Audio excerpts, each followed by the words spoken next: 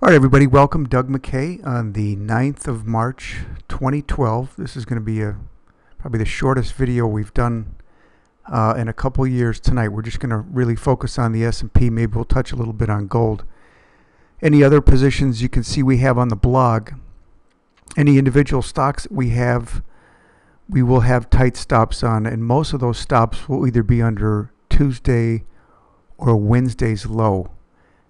Which for the most part coincides with support and also in some cases the 50-day moving average.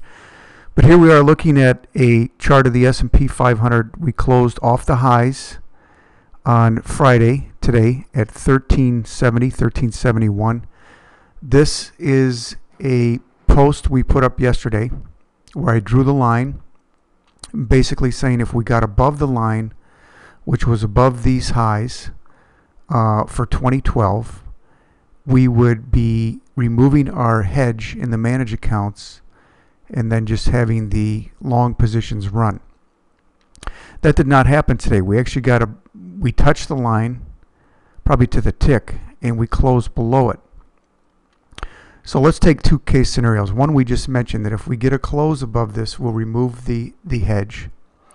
And obviously the trend is long. It's been long since December 23rd. So this will be our 12th weekly video in a row where the trend is long.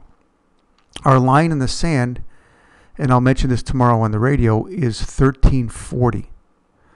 So if we were to get through 1340, or the equivalent of that, either on the SPY or the Vanguard Total Market Index, on a close, then we would hedge the managed accounts one for one. In other words, if we started to head south from here, 1340, we broke 1340, we would be hedged in the event that we went to 1320, 1300. If we got to 1300, we would remove that hedge because we think we would get a strong bounce there.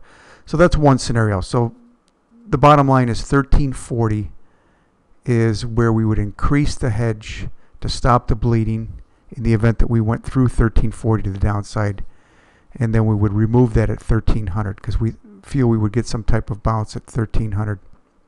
That's not to say we would go through these highs at any time, but we'd at least get a bounce there up into resistance. Now again, the bullish scenario is possibly next week we get above this area of resistance here and we will remove the hedge. This makes a lot of sense, though, that we would be doing a little bit of back end filling here.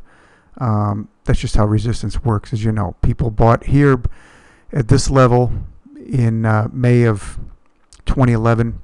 Now they're back to break even, so they're going to sell it, and that's where we're at. Let's say this. Let's say we came down. Let's give you another scenario. We came down and we broke 1340, and we got very defensive on the hedge, and we stopped falling. Where would we remove the short hedge? Same place we would remove it right now, and that would be above this line. So until we get this line, above this line, we will not be removing the hedge unless we get all the way down to 1300. Then we would cover any short there. All right, so hopefully that makes sense, and everything else looks the same. You know, if we take a look at the Dow, let's see if we can pull up a chart of the INDU here. I think we're looking at 12,750. Again, these lines, these areas of support we mentioned last week on the radio, because we were basically seeing this, and we came down and touched it exactly almost to the tick this week, very similar to what we did with 1340 on the S&P. So we've been capped here on the Dow at 13,000. We want to get through that. Hopefully that would create some type of short squeeze and also put cash to work. Now, like anything else, this could be a false breakout. So we would have to, again, be cautious if it's a false breakout. 12,750 is still our line in the sand. We can basically, again, look back at Wednesday or Tuesday and Wednesday's support on anything. Same with the NAS. 2,900 is support. That was Tuesday's low. And we would like to see a close above 3,000, very similar to 13K. On the Dow, the NAS has been kept at 3,000. We'll finish with gold. Bonds are still in a trading range, although I like the short treasuries at this time better than long treasuries.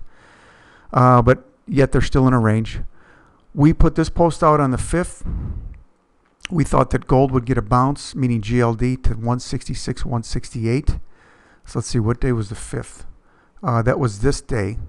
So we came down, caught support here, and now we're at this 166 level.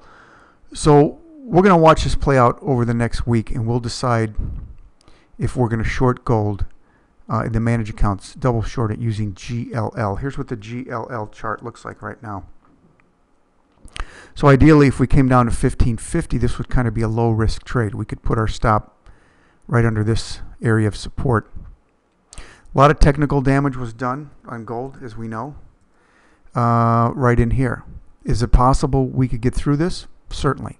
Anything can happen. We could be building a base here sideways, a series off of this bottom of higher lows and higher highs, and we could just, wedge our way right through this. So that would be an opportunity to get long gold. But until then, we're kind of leaning towards the short side. But this is not enough of a clear picture yet. Could we take a shot at the short side right now and have a tight stop?